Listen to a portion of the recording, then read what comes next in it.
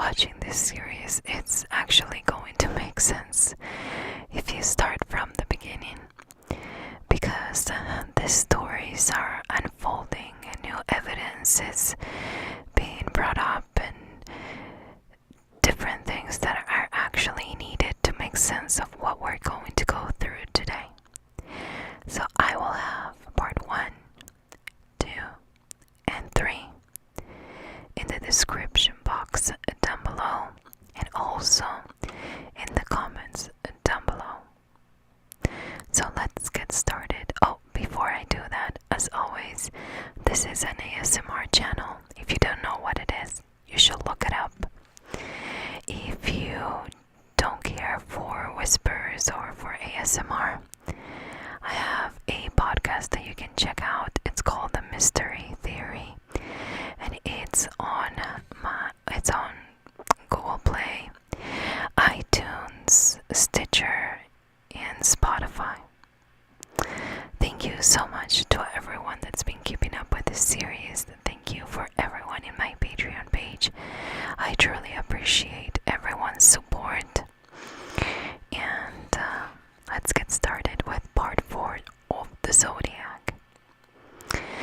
Now, I'm starting this kind of going a little bit to the past, because last time we talked about how the Zodiac actually attacked a couple in a lake. If you watched that video, you know about Brian and Cecilia. I mentioned in last video that Cecilia sadly died 2 days after the attack, and she was in a coma, and Brian survived the attack, which is kind of interesting, because remember that last time when he attacked Dee and Mike survived and Dee didn't. So it's kind of forming a pattern here. But before we actually talk about Cecilia's dying and stuff, going back to that day when they were attacked, the paramedics, when they took both of the victims to the hospital, in the meantime, Sergeant Collins and Deputy Ray, remember we talked about them last time, they stayed to start the investigation. The first thing they did was try to talk to witnesses to get some statements.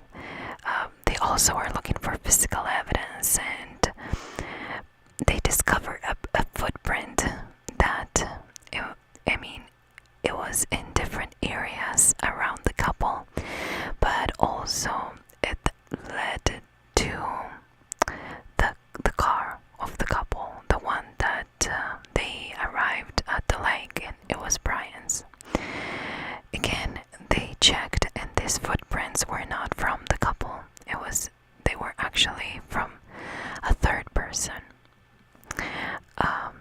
And most of them, they were around where they were, of course, but one of the most interesting one was the one that was leaning away from the Carmen Gia, which is a Volkswagen, and that was Brian's car. I'm gonna read a statement of the police officer there. He said, "I look at the Carmen Gia, and on the passenger door, the circle with the verticals and horizontal line through it. It was displayed on the door, and there were several dates, and then it ended with September 27th, 1969 at 6:30 p.m. by knife," and which was, that is the crime for the day, where he attacked Cecilia and Brian. So he had left his calling card, per se, and it had, this symbol that it was received previously in the letters. That symbol was again the one that Cecilia described that the attacker had on the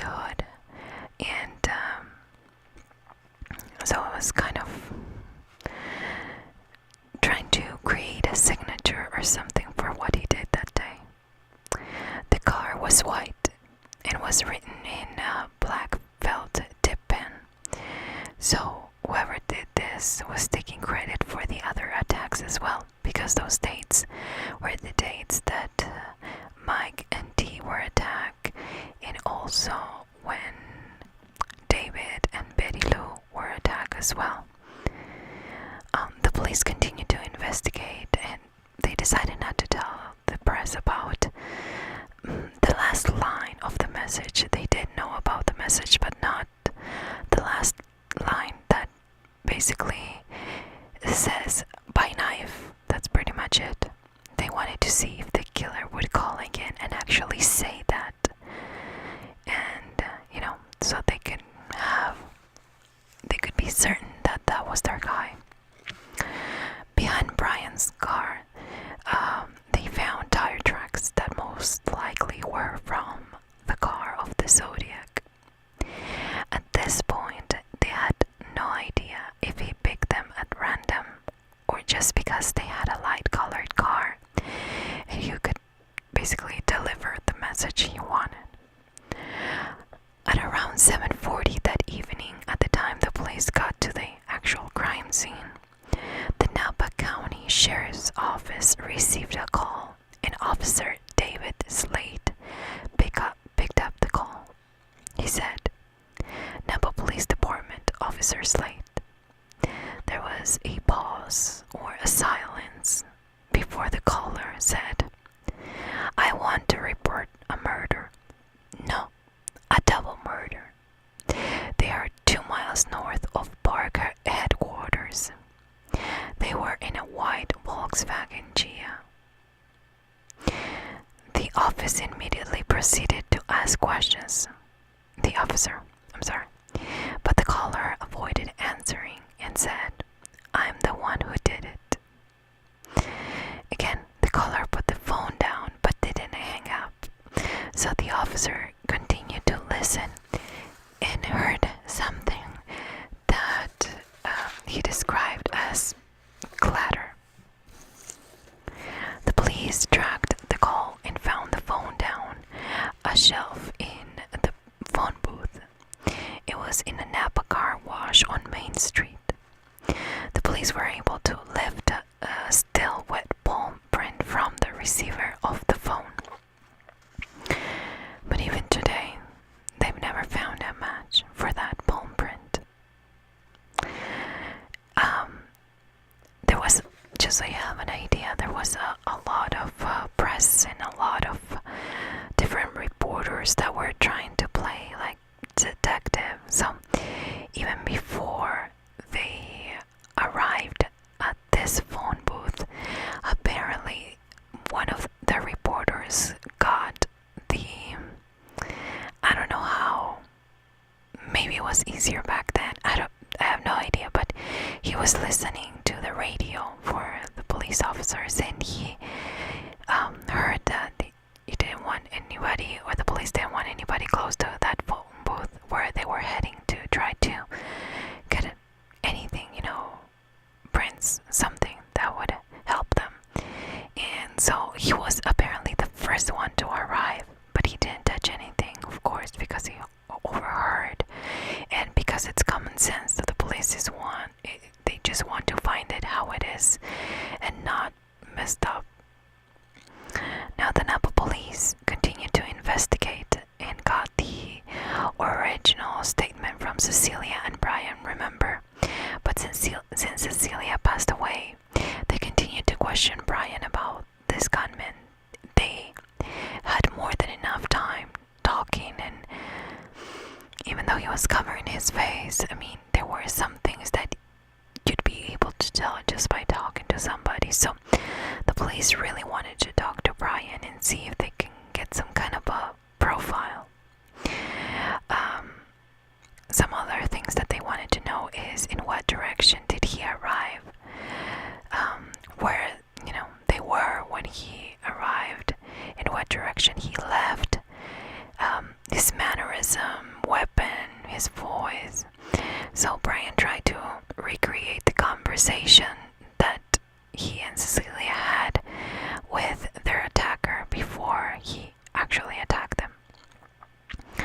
He also told the police that he had an odd voice, like he was trying to mask maybe even an accent. He also said that the knife he used had a wooden handle, and the police later confirmed that it was about 10 to 12 inches long. The knife, of course. The police were able to identify the shoes the attacker was wearing that day. They were a 10.5 wing walker, which is a type of boot that is used in the military. So now we know he was wearing those boots and a big black hood similar to an executioner's, and the rest was dark clothing with the bib with the Zodiac's crosshair symbol display on the front. On the day of the attack on Brian and Cecilia, three new witnesses claimed that they saw the couple in a third person somewhat around them. These three witnesses were also college students, and apparently they were girls. I'm saying apparently because now I'll explain what he was doing around them, but they were also going to the same college that Cecilia and Brian were going to. So they kind of knew them, or they knew about them. They also claimed that they saw the same guy, which I'm assuming that they saw him before he put on that hood or that thing that would cover his face, because otherwise they wouldn't know if it was a guy or not. Somebody just dressed in black, and also because they kind of described the guy for a little bit, so apparently they thought that they saw this guy in an A&W restaurant that was a few miles away from the lake.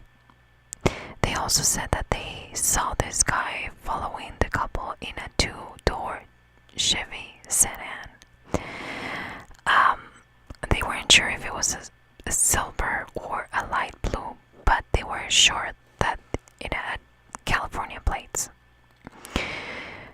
Now, you see this guy in this place, and then it will make sense to you when I explain how this guy looked like, but you know that he's following a couple of your friends, and you don't call your friends, or you don't go over and say, hey, this guy, he's been following you since X point, you know what I mean?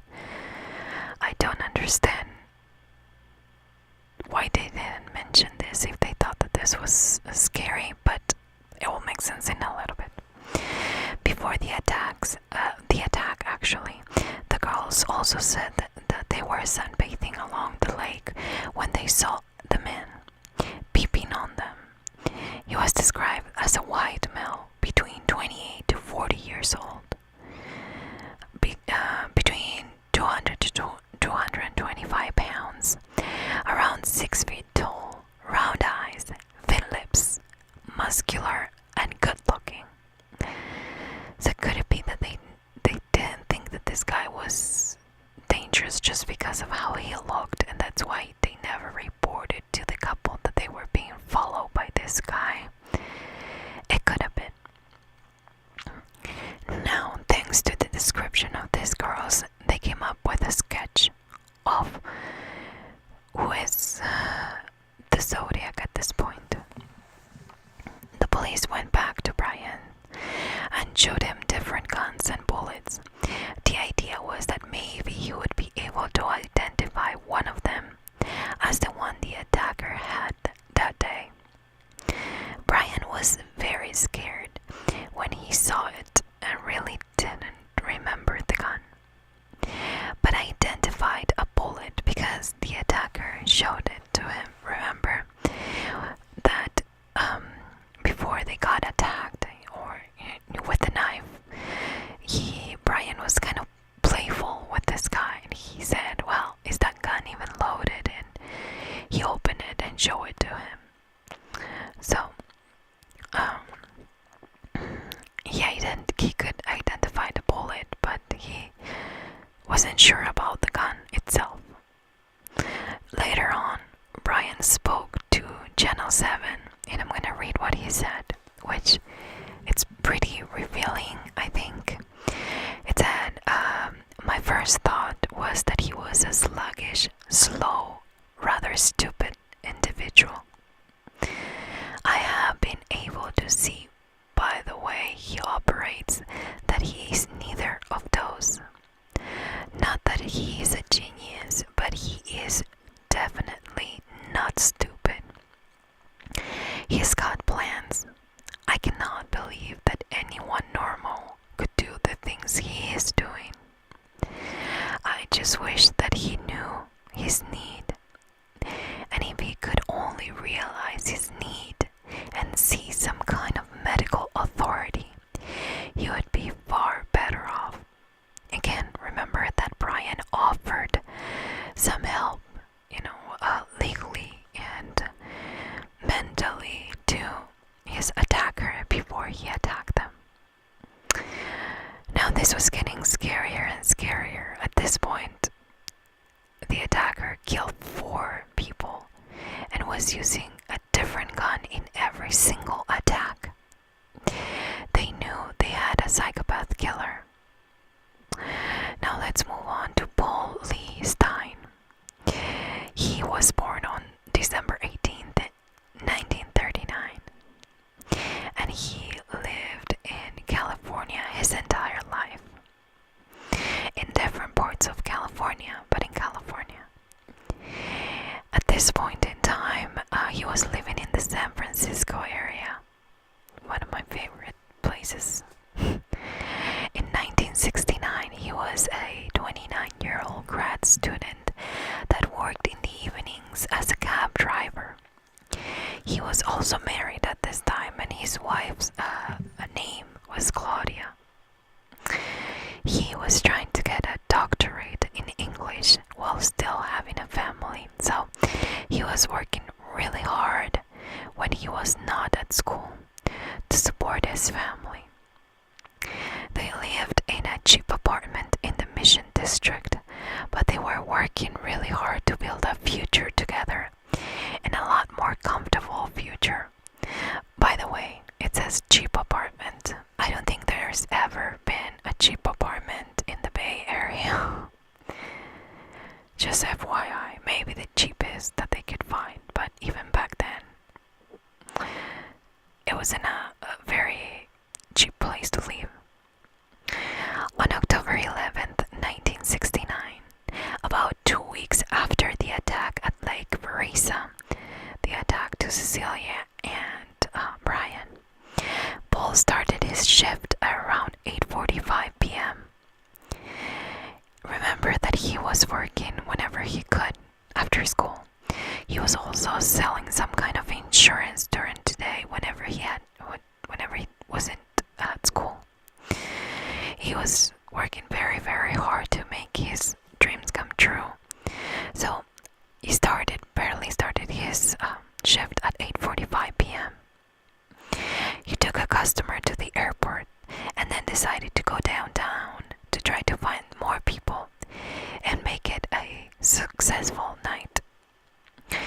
At around 9:45, he received a pickup call to 500 9th Avenue. But while he was driving there, he was hailed by another customer. He stopped, and the man entered the back seat of the cab. He asked him to drive to the intersection of Washington and Maple Street, near Presidio Heights, which at the time was an active military base. At 10 o'clock, the man in the back seat of Paul Stein's taxi pulled out a 9mm semi-automatic pistol and shot Paul and killed him immediately. According to some witnesses, the man from the back seat shot the driver and stepped out onto the pavement area and then leaned into the front seat. He hovered over the taxi driver and then cleaned off. And again, this is allegedly he was cleaning off his fingerprints from the cab. this is what the witnesses think that he was doing. Now, these witnesses were 3 teenagers that also, in that same statement, explained that he headed to the Presidio area and was walking almost like he was lurching forward with his head down. Kind of the same description of every single person that ever encountered this attacker. After witnessing all this, the teenagers called the police. The police arrived and was looking for a black male. Apparently there was a confusion in the call with the witnesses. I don't know why they got that idea, because the witnesses were pretty clear from the beginning that this was a white male. The teenagers explained that this was, again, a white male and not black to the officers as soon as they arrived. So they informed everyone that was on the street that it wasn't actually a black man, it was a white male. Now, the police at that point started to walk towards the direction that the teenagers said that he went into. And when they were walking that way, they found a police officer in another car that was coming from that area and asked if he saw somebody walking, that way. But he said he didn't see anybody that fitted the description. The ambulance, however, arrived at 10:10 p.m. and of course pronounced Paul Stein dead immediately, as he was still laying in his cab. They checked the cab and found a 9mm shell casing in the front floorboards and Paul's glasses. They also noticed that Paul's wallet and car keys were missing. Another thing is that a section on the left side of Paul's short sleeve shirt was torn by the attacker. The police never revealed that information to the public because, again, they were trying to withhold some information in order to see if this person that it's claiming to do all these things, maybe it was him. At this point, there is no proof that this was from the Zodiac. Another piece of evidence they found was a bloody fingerprint that wasn't Paul's, so they assumed that it was the killer's. Until this point, they thought that was some kind of a robbery gone wrong. Now, my question is, if this is a cab, and we know as a fact that he took somebody else to the airport, and I'm sure that that taxi was working all day long with another driver, wouldn't you think that there would be a lot of fingerprints? Apparently they narrowed it down to one of them. And again, it was bloody, so it kind of made sense that it could be the attacker, or something that he was trying to miss, some kind of evidence he wanted to leave behind to mess with him, but not really, that would give him away. But apparently they found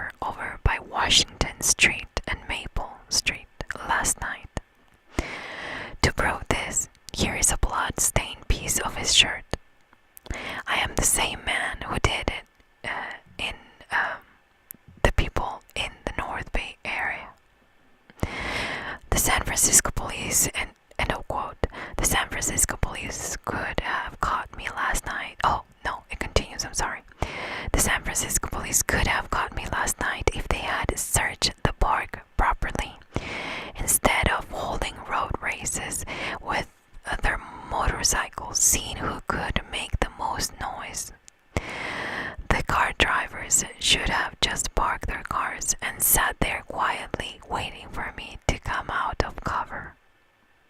He continues, school children's make nice targets. I think I shall wipe out a school bus some morning. Just shoot out the front tire, pick up the kiddies as they come bouncing out. It was then signed with a crosshair symbol. So at this point, it seemed like the killer was getting even bolder. He was showing proof that he was the one doing it. And it almost felt like he was proud of what he was doing, so much so that he felt insulted when people were calling him a hoax. Like,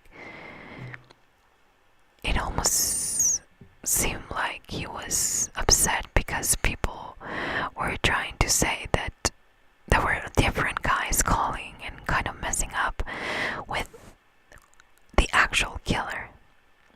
So apparently he got tired of that and decided he was going to send little gifts, which is of course really, really sad, but it's also a part of what a serial killer is or how he behaves.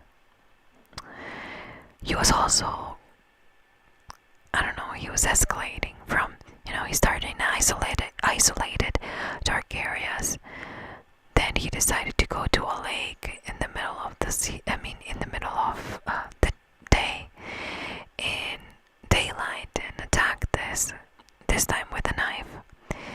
He's been using different guns in every single attack.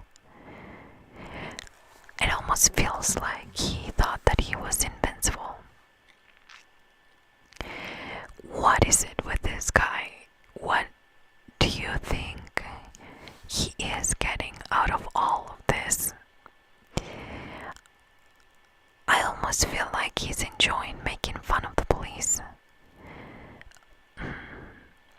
I feel like he was a super smart guy up until this point, that he kind of knew how to get away with things again, because he was either trained in the military, which is my guess, that he was trained in the military, because even if he was in law enforcement,